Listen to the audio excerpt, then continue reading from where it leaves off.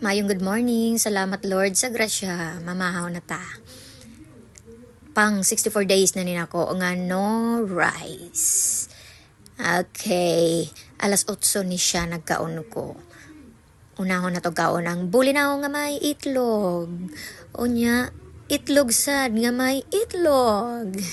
Walay katapos ang itlog. Murag luod naman ko. Kadadlaw sa itlog. Kaso kaon ako Nya, murag dili na po gugutumon.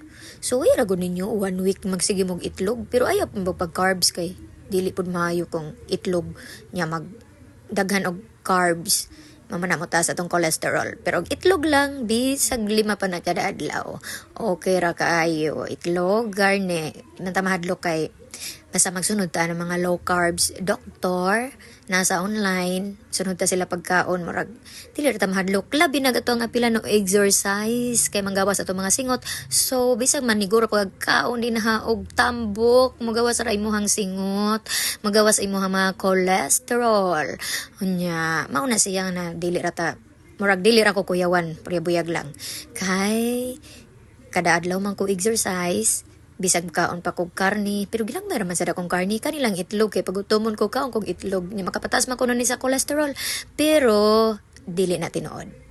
Okay, thanks for watching.